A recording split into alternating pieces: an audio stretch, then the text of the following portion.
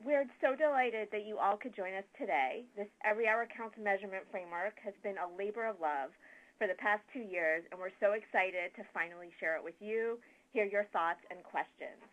After the webinar, you'll automatically be directed to our homepage, afterschoolsystems.org, where you can download the measurement framework and our literature review, which we'll speak to in a few minutes. Before we get started, I wanted to give a little bit of background on Every Hour Counts for those who are not as familiar with us. We are a coalition of citywide organizations called intermediaries that increase access to quality learning opportunities, including after-school, summer, and expanded learning programs. Our approach, called an expanded learning system, coordinates the work of service providers, public agencies, funders, and schools so more young people are served. Our intermediary partners located across the country, as displayed here, have been at this work of system building for many years and are at the cutting edge of innovative practice in this work. Our agenda for the next hour is as follows. First, I will provide some context on why we developed this measurement framework. Then Katie Brohan, the Director of Research at TASC, will walk you through the components of the framework. We're also so delighted to have 2 intermediary leaders with us today, Hillary Sammons, the Executive Director of the Providence After School Alliance, and Barbara Kudo-Sipe, the Executive Director of Middle School Renaissance 2020 in Richmond, Virginia, who will share with you information on their quality and data work and how this framework validates and informs their efforts. We hope you'll get new ideas from the information they share. Then we'll have around 15 minutes for Q&A. Please use the Q&A feature throughout the presentation to ask us any questions so that we could jump right in at the end of the presentation with your questions. And for any questions that we don't get to, we'll make a point to directly respond to you either during the webinar or in the next few days. So why this framework and why now? A few things. There are a few challenges that the Every Hour Counts intermediary partners have been aware of for some time. One, while there are many existing frameworks out there for outcome measurement, we found that they focus primarily on youth outcomes. And as system builders, we felt it was important to also underscore the importance of program level and system level practices and the connections among the 3 areas. We've also felt that there's been a lack of clarity in the field around determining or defining a small set of outcomes at the 3 levels of the individual or youth, the program level settings, and system level that were of utmost importance to measure and collect at scale. And at the youth level, our Every Hour Counts intermediary partners were frequently asking researchers, what should we measure and what tools should we use? Because they were really grappling with the wide variety of youth outcomes that they wanted to focus on and really wanted some clarity and guidance around what was most important and how they could capture really strong data that would sort of help show them how they were making a difference in the youth that they were serving's lives. Another concern that policymakers and funders were prioritizing academic impacts, data that's easy to collect, such as test scores and grades, as foremost indicators of success for expanded learning programs, and not recognizing expanded learning's potential for broader impact, particularly around youth development concepts.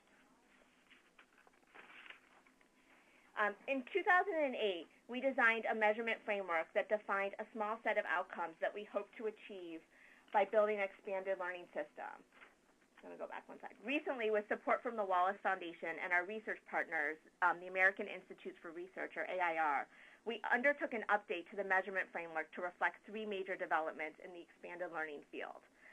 Those are, 1, an evolution in practice toward aligning in and out of school time programs, which we call expanded learning, like we've seen with TASC Expand Ed Schools, or the Providence After School Alliance, a scholars program, or Boston After School and Beyond, their summer work, and many other expanded learning initiatives around the country. Also, there's been, on the very positive side, an increasing recognition by policymakers and education leaders of the value of youth development skills and concepts in drivers of youth success. Also, over the past few years, there's been a lot of new research and new tools for program quality assessment and measuring student-level skills that we wanted to make sure were reflected in a new measurement framework. In order to arrive at this set of outcomes in our measurement framework, a little bit of our methodology. We conducted an outcomes field scan of our Every Hour intermediary partners. We looked at other communities around the country and large-scale service providers' work. such as the Boys and Girls Club. Charles Smith and his team at the Weichert Center at the Forum for Youth Investment, they produced a comprehensive literature review, which is terrific, and is also, and that helped us narrow down what outcomes we wanted to look at. The literature review is also available on our website, and to highlight a couple of things. One, it takes a look at some of the youth development concepts and looks at the research base of their malleability and their proxies for driving youth success, and that helped us narrow down a long list of youth outcome measures to a smaller set that look at youth development skills. And it also, the literature review provides a table of a tool of a crosswalk of all of the different youth measures, and then a crosswalk of the available tools that are out there for people to look at. So I encourage you, after the webinar, to go download that literature review and check those out. We also worked with Neil Natzker and Debbie Maroney and Elizabeth Devaney at AIR to help us identify and decide on the set of outcomes across the 3 levels that we felt were most important indicators of success for system builders. While still in pilot form, the measurement framework is designed to serve as a blueprint for understanding the impact of programs on youth outcomes, making improvements at the system and program levels, and influencing policy. The framework is aligned to the Every Hour Counts theory of change, which proposes that generating strong youth outcomes requires implementing high-quality programs, and in turn, implementing high-quality programs at scale requires a systems approach. And we believe that in order to drive change for youth, all 3 levels must be addressed. And we hope that this theory of change is also probably similar to a lot of the theory of changes to many of you on the line, in which case sort of you can see how the framework can be interpreted for your work. A few disclaimers or things to note about the measurement framework. One, we hope the framework is used by all different types of organizations who are doing expanded learning system building work. If you're a community foundation, a citywide intermediary, a statewide after-school network, a United Way or mayor's office, and many more, we designed this framework so that it's generalizable for all different types of structures doing system building work. We also wanted to note it's an aspirational document. And while we hope communities ultimately adopt it in its entirety, if you're new to system building or still developing data and quality systems, you don't have to bite it off all at once.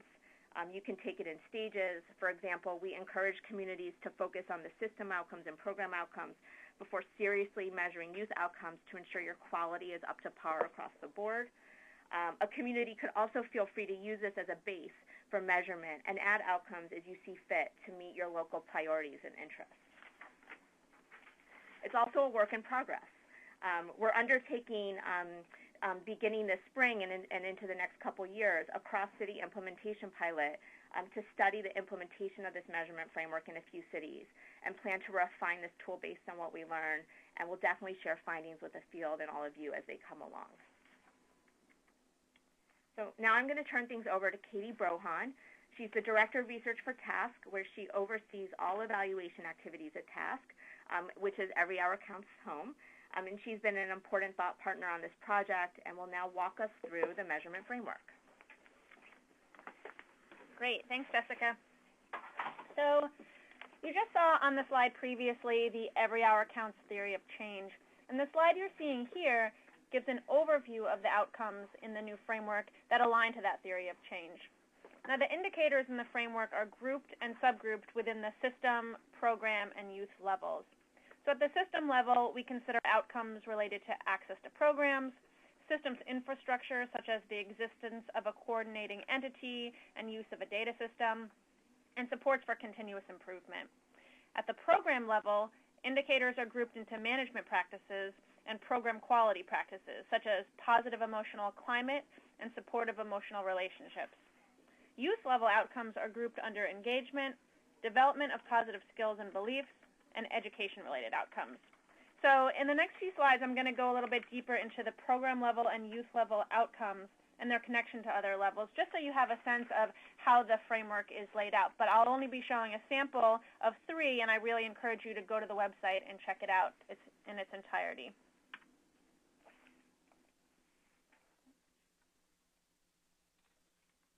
All right, so this is how the framework is set up. And before I actually show you what's in the framework, I wanted to spend a couple of minutes just going over how the framework is laid out because it's new. So on the left, you'll see the column of measurement activities.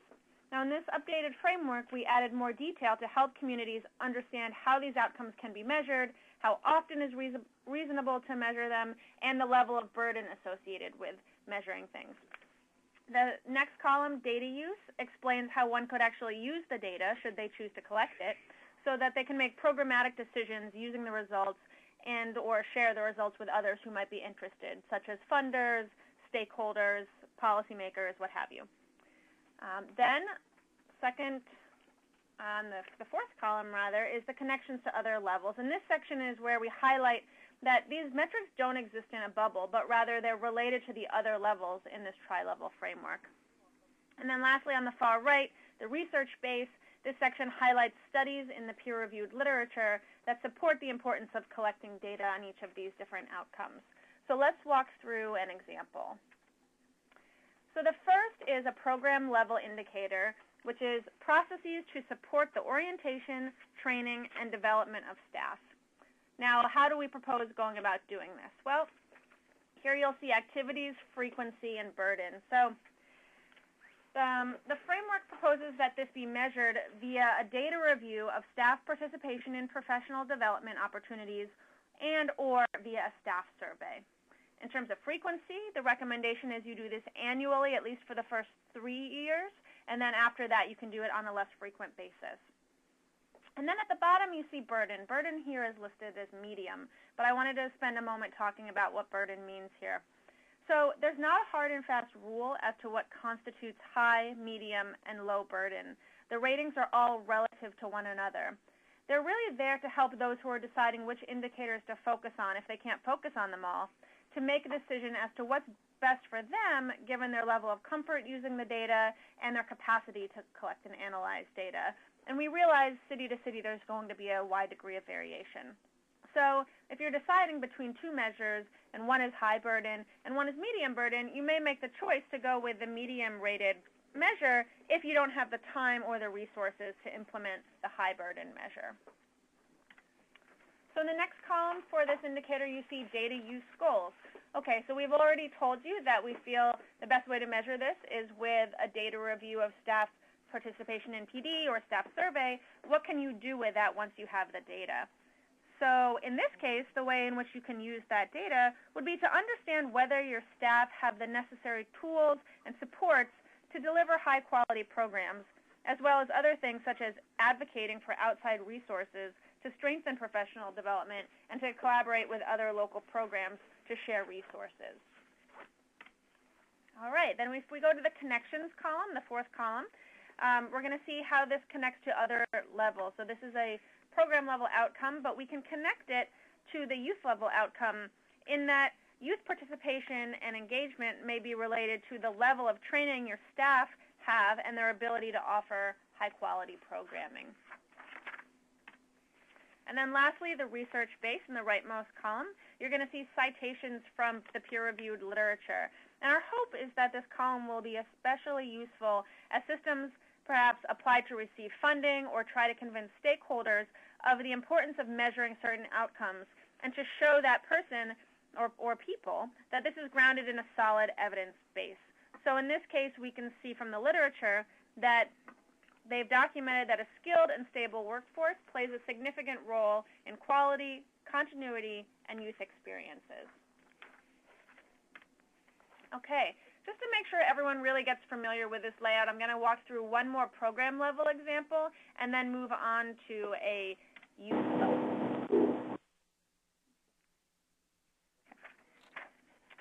Okay, so here the program level example is intentionality in program design. Now, how can we measure this? Well, here the proposed activities are a staff survey and a document review of activity plans and logic models or theories of change. Now, frequency, just like the frequency in the slide before, again, it's annually, and then after 3 years you can do it less frequently. And then the burden is listed as medium, as this involves or may involve actively surveying staff, though the burden could be lower if the program chose to only conduct a review of the existing documents. So there's a place where you could tailor it to your capacity. Now, how could could the data that's collected be used? Well, if it's found that intentionality in program design is lacking, this would indicate the need for better communication with staff around program planning.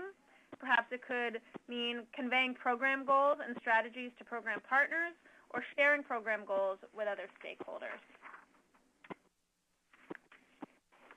Now, intentionality in program design, while it's a program-level outcome, is related to both the system and the youth levels. So at the system level, the presence of a coordinating entity and shared vision might be related to intentional program design. And then at the youth level, programs that have clear goals and program designs might see greater improvement in youth outcomes. And then lastly, as with all the other measures in the framework, intentionality in program design is grounded in the literature. It's been found that intentional program design and activities support participant growth and development, are based on the theory of change of the program, and explicitly target the development of positive youth outcomes. Okay, so moving on to the youth. So another new feature of the measurement framework is the incorporation of positive skills and beliefs at the youth level. One of the most prominent things that came out of those interviews that Jessica was talking about that AIR conducted with Every Hour Counts partners was a desire for guidance as to which youth-level outcomes, especially in the social-emotional domain, should be measured. So programs have long understood the value of measuring things such as program attendance, and doing so is pretty cut and dry as to how this is done and what it means. But given the strongly voiced desire for youth-level outcomes in the area of social-emotional learning or positive skills and beliefs, the new framework was updated to include these. So after AIR met with the Every Hour Counts partners, they boiled it down to 4 main categories in the area of positive skills and beliefs. So here on the left, you see these are critical thinking, persistence, self-regulation, and collaboration. There's a lot of information on this slide, so that's why I'm rolling it out one by one. But in the second column, you'll see how we propose you measure these positive skills and beliefs. So here are 4 tools that have been validated to be effective at doing so. So here we have the SEO, the Youth Outcomes Measures Online Toolbox, the DESA, and the Holistic Student Assessment, or the HSA. And it's recommended that these be administered annually. So each of these vary in the degree to which they touch on those 4 competencies, and we really encourage programs to explore all of these tools, determine really what is best to suit the needs of their individual program, and take it from there. That said, all of these tools require active, involved data collection, and that's why here you see the burden is listed as high. Yes, they're high burden, but the value that comes along with it is immense. So hopefully folks find that it's worth the burden. Now let's take a look at how this youth-level data can then be used. So most directly, the results can help assess the impact of participation in programs on key outcomes for youth that are important to success in the classroom, at work, and in life. Results can also help in sharing the value of programming with communities, schools, policymakers, and stakeholders at all levels.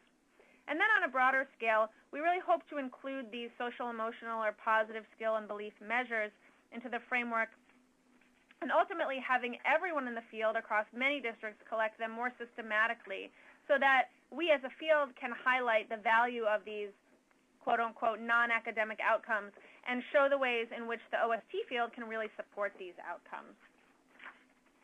Now, of course, these youth-level outcomes are strongly connected to the program and system level.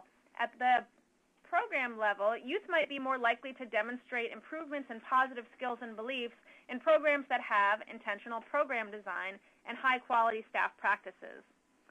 And then at the system level, improvements in positive skills and beliefs may lead to greater partner involvement and more sustained funding over time.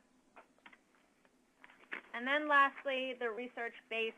Well, the research base for these skills is just huge, just really driving home the importance of measuring them.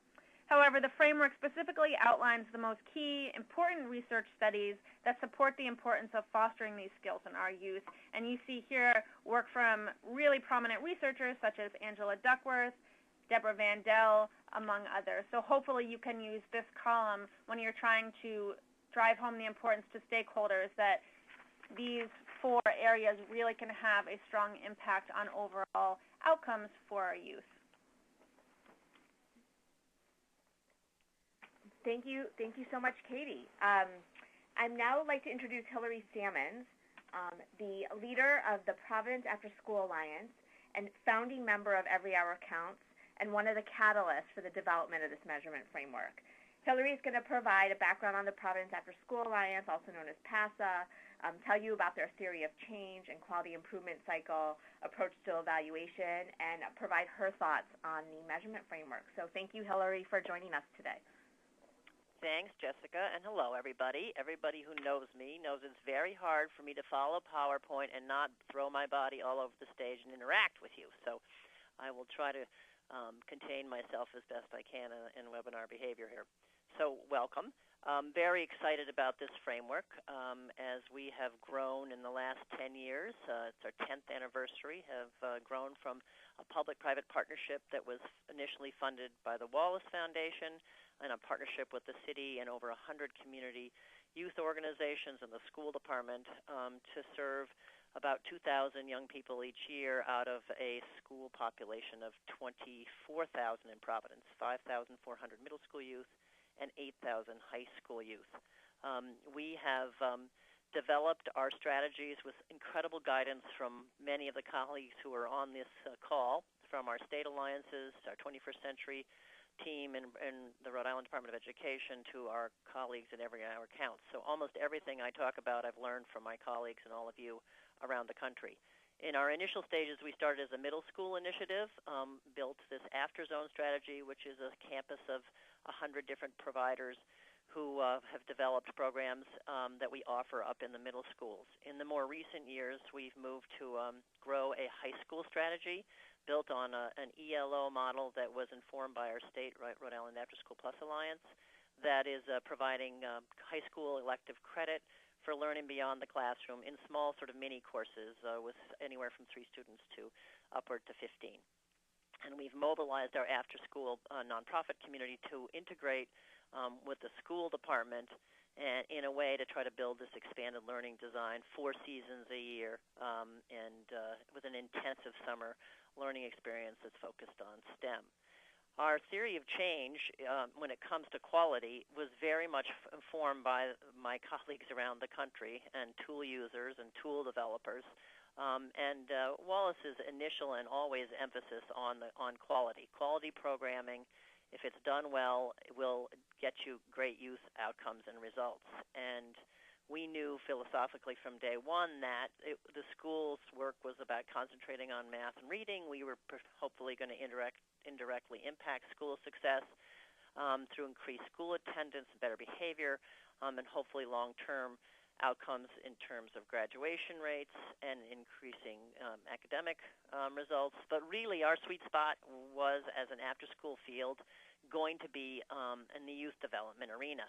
And it's because we focused originally and always on the quality of instruction, the youth development design of our programs and the instruction, we kind of bet on the fact, and the research was there to support us, and it's now great to have a framework that lays that out and validates this roadmap, that if we focus on good practice, we're likely to achieve significant youth outcomes. And in the initially 5 and 6 years of good evaluation, it really showed us no matter what young people participated in, whether it's hands-on learning or sports or arts, we were really able to increase significantly the school attendance, better behavior, and indirectly some good grades in the subjects when we focused on a really high-quality youth development-oriented learning experience for young people. And we got great guidance early on from Harvard Family Research and from Wallace and our colleagues that if we focused on participation and young people, if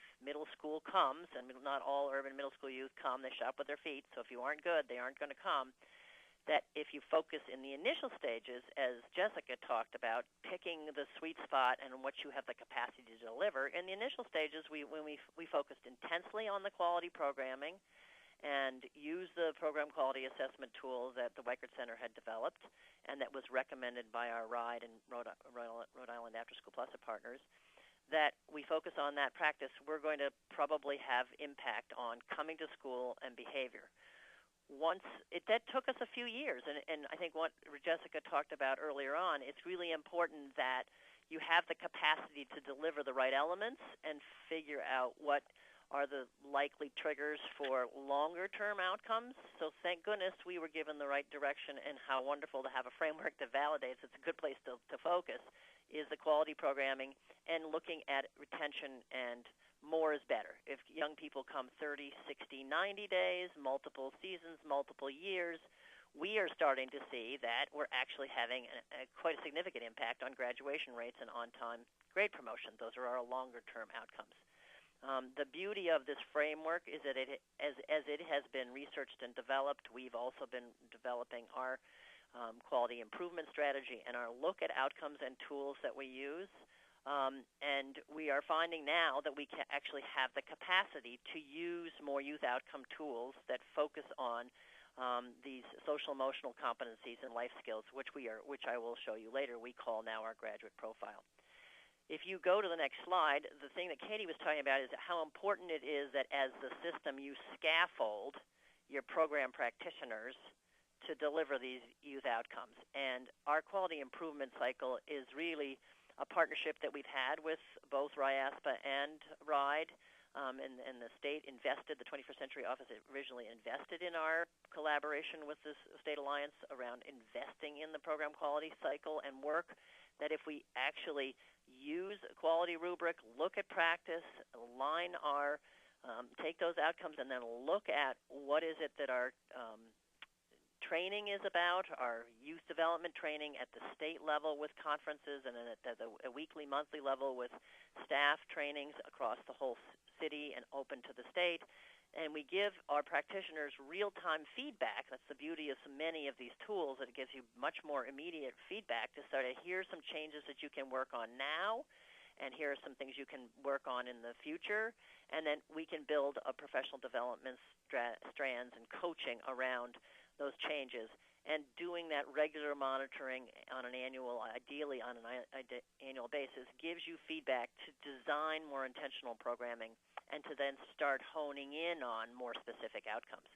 So I think unless you have the system-level support of an intermediary or partners that can, like in New York PACE does a huge amount of this, there are organizations that are essential to scaffold and support. I know down in Palm Beach County, our Every Hour Counts partners, Suzette is just amazing at developing this strategy. So I think this is an essential winner. We invested in it early, and it has netted us the result and helped inform a design and a roadmap that this framework validates. As you look at the next slide, it'll give you a sense of the tools that we have used. Again, in the initial stages, we used the program quality assessment from the Weichert Inform for Youth Investment and focused on a tracking assessment tool, CitySpan's tool, which has been fantastic. And then we were able to mature into growing into using this AO. And those tools are right for middle school. It's really important that you find tools that are age appropriate. And we're finding that for our high school initiative, we're going to experiment with and pilot this year the PAIRS HSA tool, and we're looking for some performance-based assessment tools.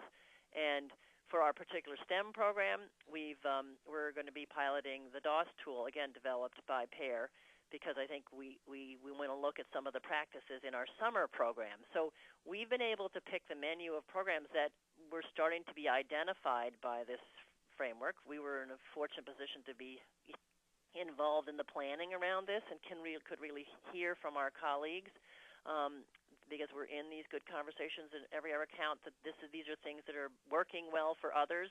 But what a relief now for all of you to have a framework and a guide so that you don't necessarily have to, scurry around and figure this out with your colleagues, and you can build this system as you approach funders. So these are the tools that have been useful to us, and it will be exciting to hear if we advance a city partnership, what else works with other cities.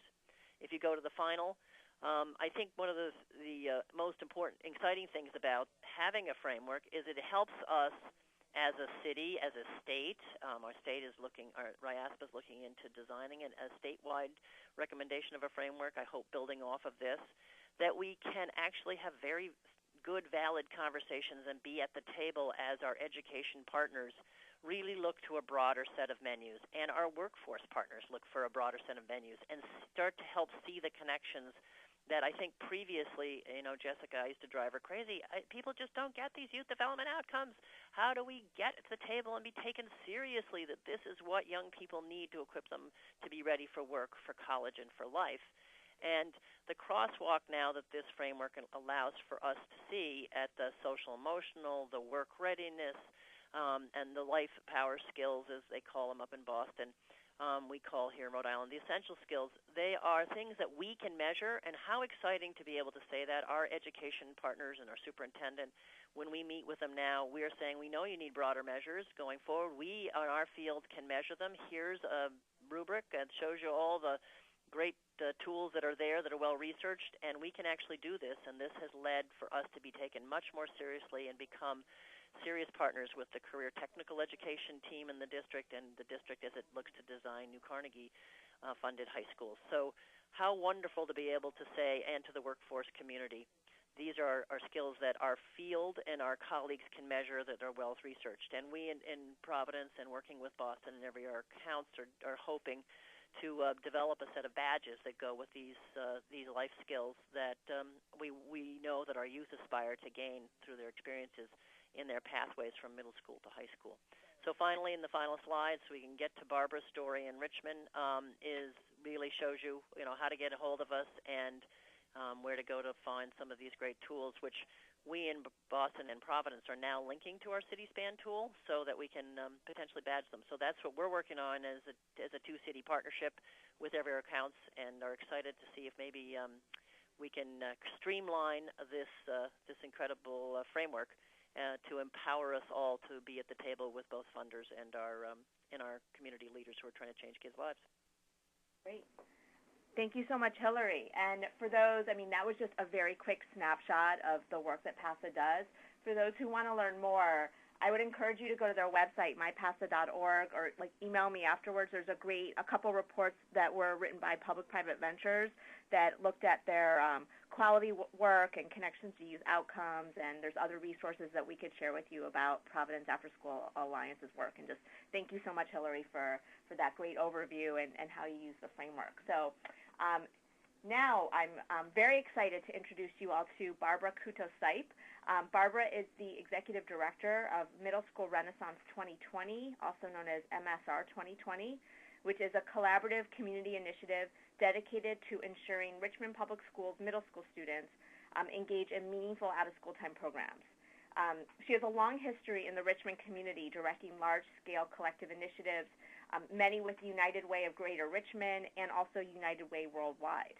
We asked Barbara to speak on this webinar today because we really wanted to hear her thoughts about the measurement framework, as she represents a community that's in the earlier stages, especially as compared to the Providence After School Alliance of building a system. And she also just recently learned last spring about the measurement framework and has already been using it to inform their local efforts. So we thought that would be of interest to folks on the line today. So thanks, Barbara, for joining us, and I'm going to turn it over to you now.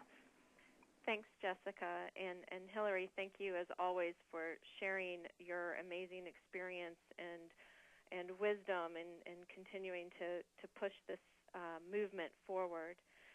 So greetings from Richmond, Virginia.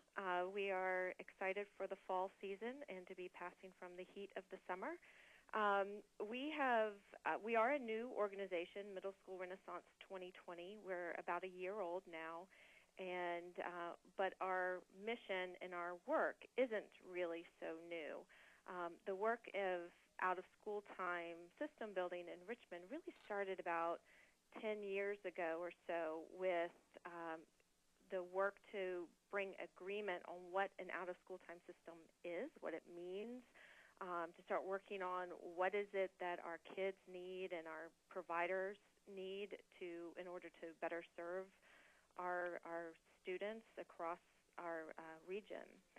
And we did work in the Richmond area with Ready by 21 and Strive. We have the Weichert partnership with the Youth Program Quality Intervention Program here in Richmond as well. But what we found is that despite all those efforts, we're still seeing our students fall behind in school. And we have an amazing community of providers that just we're still having a hard time with the consistency in funding, consistency in measures, reaching the kids. Families still talking about how their kids don't have anything to do after school. And what happened was about a year and a half ago, the business community and the school system got together and they said, all right, so we've been working on this for a little while now, and we've made some progress, but we're just not seeing the traction that we had wanted to.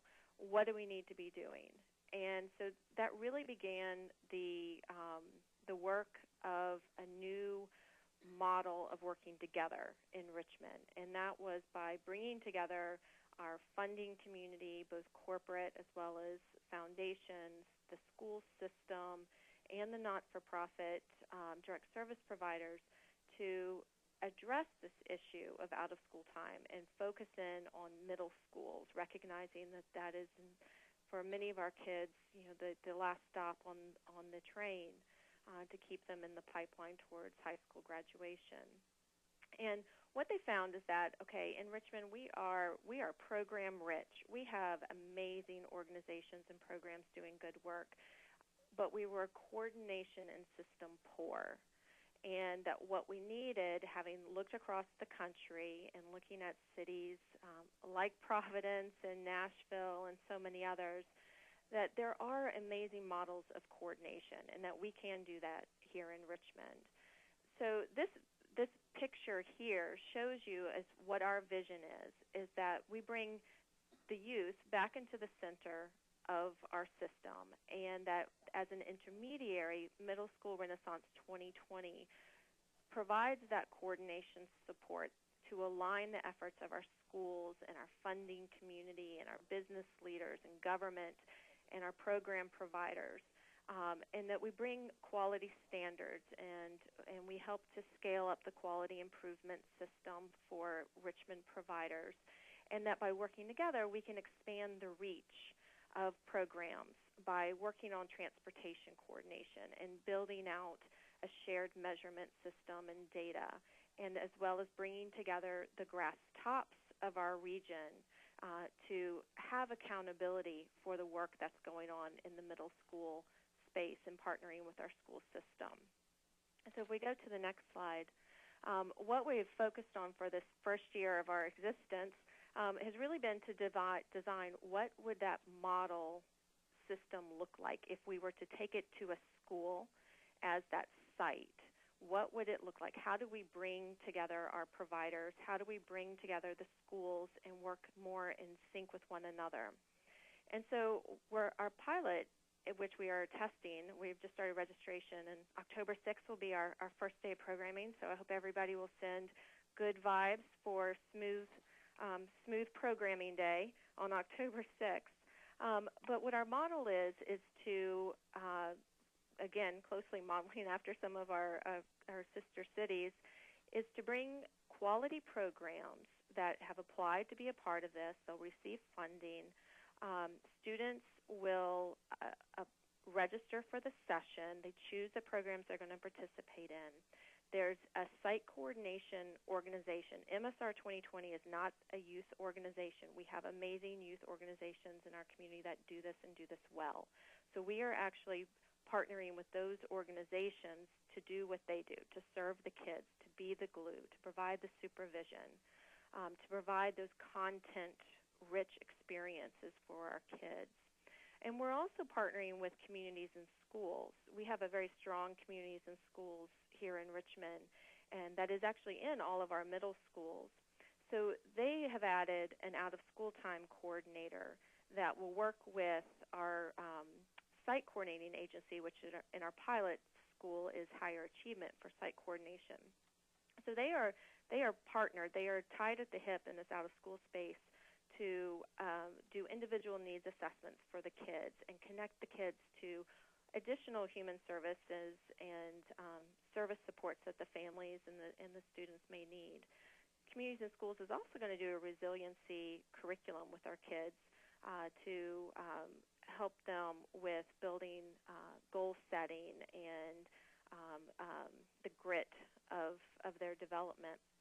And core to this model is a site leadership team that has the principal, it has the higher achievement, the communities and schools, the PTA, it has a representative from the program providers that will be monitoring how the program is going with each session, and are we reaching the students, and are they continuing to come.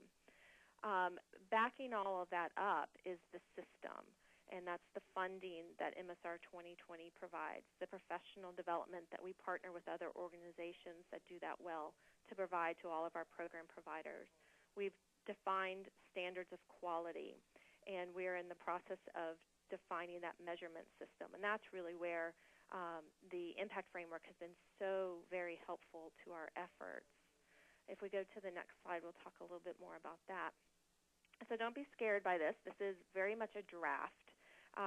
But what we're looking at is kind of sits on top of this slide that you see here. If you just close your eyes for a minute and imagine a pyramid, at the top of that pyramid are our community indicators, our long-term goals of affecting high school graduation and ninth grade transition. In order to do that, we want to see change in the middle school testing and school attendance and behavior. And at the bottom of that pyramid, supporting everything, are what's happening in the out-of-school time space and those performance measures that inform whether or not Middle School Renaissance 2020 and its partners are making a difference. And so this performance measure system is where we are now, really where we're going to spend the bulk of our time as MSR 2020. We use the impact framework with the system, with our 3 tiers of focus, or segments of system, program, and youth. We've broken out the key performance measures by looking at both quantity as to be informative and also quality, to balance those two to make sure that it's great if we serve 100 kids at one school in our first year, but so what? Did we make any difference? And along the way, are we reaching the kids who need the services the most? We've identified some criteria for kids that we want to make sure that we are doing targeted outreach, kids who have a history of poor school attendance, for example. Make sure that with communities and schools, we're getting to those kids and we're getting them involved. This is a lot, and as Hillary has shared and has advised at the Baltimore Every Hour Counts conference, and when we are heeding that advice, start with quality of programming. We have identified youth outcome tools we want to look at, and we worked with many of our community partners here to say what would be the best tool, what's most important to measure. We do want to get to the youth outcomes, and we will, but we are thinking, we need to pace ourselves here and really start with that youth program quality assessment and those supports for our providers to make sure that they are strong and that they are supported, and be monitoring what effect we're having on the students who we're serving, what effect are we having on their school attendance and the school climate and the school grades and that sort of thing. Because ultimately, if we do these things well and our kids are participating in higher quality and more often participating in out-of-school time, then we know we'll have an improvement in their knowledge, their skills, and their abilities. And those things will transfer to the school day of looking at attendance, behavior, course performance, and their sense of hope and well-being. So the next slide, there have been a few, as the new kids on the block in this, we are consistently keeping a little parking lot list of, boy, didn't see that one coming, or, ooh, wish I had thought of that. And one of the things that we have found is with our expectation going into our model with our pilot programs participating in our quality assessment process is that there are so many different types of organizations that do youth work, and some are challenged to go all in. Their staffing capacity is small. They depend on contractors for instruction, and so requiring an instructor to go to 3 trainings over the course of the year may not sound like a big deal, but for some of our organizations, it's turned out that it is. So we're figuring out as the intermediary, how do we support that? That's a gap, that's a need in the system. As an intermediary, how do we fill that? How do we address that?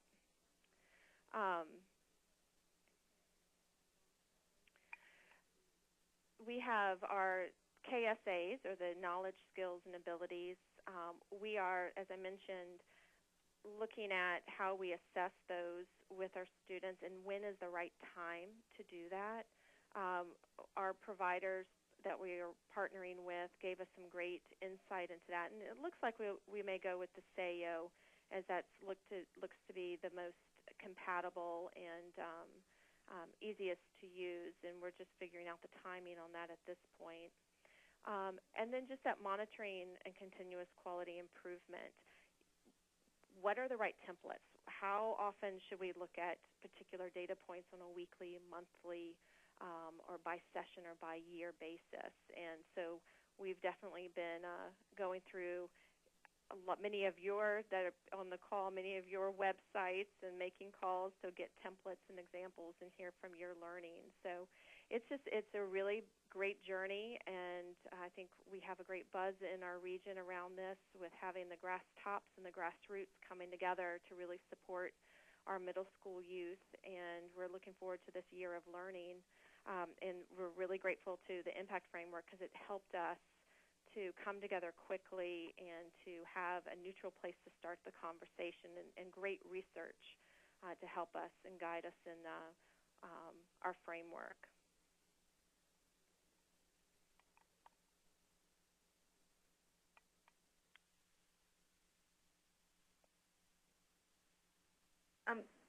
This is Jessica. Thank you, Barbara. So we're now going to turn to some questions. So if people want to use the Q&A feature to ask us some questions, we're all ears. Also, I wanted to show you here, we have contact information for those of us on the line today, and you can visit afterschoolsystems.org for the measurement framework and the literature review. And those are up now. So, and then as I believe some people have asked, this PowerPoint and recording are going to be available next week. So check back on our homepage then, and you'll be able to get all the slides and hear the recording if you would like. So please ask some questions. And if you don't want to ask now and want to email me, my contact information is up there, jdonner@everyhourcounts.org. Also, please, you can follow us on Twitter or Facebook, or go to our homepage to sign up for our e-news to stay connected to us. But first, we have about 5 minutes left, and I wanted to first ask Hillary, and I just want to, okay, her line is unmuted, which is good. So Hillary, what do you see as the biggest benefit to your work or to the field for having a shared framework that multiple cities are using to guide their quality work, their data work, and showing how they make a difference in their communities? Well, I think it really is helpful to validate what we're doing and give us the right roadmap to partner and to do more intensive work with our partners and working with our schools. It sort of is a wonderful model to show to all of our partners who really want to lean in and get more serious about their program design and the competencies, and knowing that we're on the right tools and they're contributing to the right collective strategy helps them, I think, with their funding and alignment with us and the district. I think it builds a bridge to the district for the schools to be very aware that at both the ELO, high school level, and at the middle zone, after zone level, we've built this very researched and validated and supported and thorough roadmap So it's almost like a relief for the district, and they're curious and saying, how do we get this data to our guidance and to our CTE partners and our principals? This is awesome that you're measuring it, and didn't realize it was such a well-constructed design, and it has this national credibility behind the Every Hour Counts framework. And our partners, too, to be able to see that they're contributing and their participation is part of a well-conceived plan. It kind of makes them sit up straight and take pride in it and feel really all the more empowered to do their good work. Cool. Oh, great. That's great. Thank you. Thanks, Hillary. Barbara, for something we've talked about with your work is community impact strategies we know are emerging or are growing in cities around the country. There's the Strive Together network, there's Promise Neighborhoods, and at the same time you have out-of-school time and expanded learning systems are doing this defining shared outcomes for their work type of effort. So Barbara, we wanted to get your take on the relationship between both these collective impact approaches that have a distinct force in a community and the out-of-school time field, sort of how that connects. Sure, great. Yeah, so like I mentioned, in Richmond, we have had a great involvement with the Strive Network and also Ready by 21. We are not a Promise Neighborhood federal neighborhood. We do have a Promise Neighborhood-like initiative. And what we have found is that so much of this is about having agreement and getting on the same page with one another and finding where we can come into agreement of what ultimate goals are. And I think the relationships and the work of Strive and Ready by 21 that build those cradle-to-career pipelines, throwing out a lot of jargon, I apologize, but those things have really helped our entire community to give us kind of the roadmap that we can all work toward. So for us, that like our impact framework, and when I talked about the pyramid, the highest peak of that pyramid are those long-term community indicators. We are aligned with our it's actually a regional group, but we are aligned with our regional impact framework and those ultimate goals of high school graduation, ninth grade transition. We have aligned our indicators to be in sync with those regional indicators, even though we are at a city level and we are at one segment of the K-12 system. They have actually been our key partner in designing our impact framework, and so it's been a bit reciprocal that they've been able to test it with us, and that we hope that then that means that across the region other initiatives will come into alignment with those regional goals that have been created, and we're starting to see that happen. Excellent. No, that's very helpful context, because we get those questions a lot about sort of those connected efforts. So thank you. Hillary, we're going to close with a question to you, an advice question. So since you've been at this for 10 years now, happy almost birthday.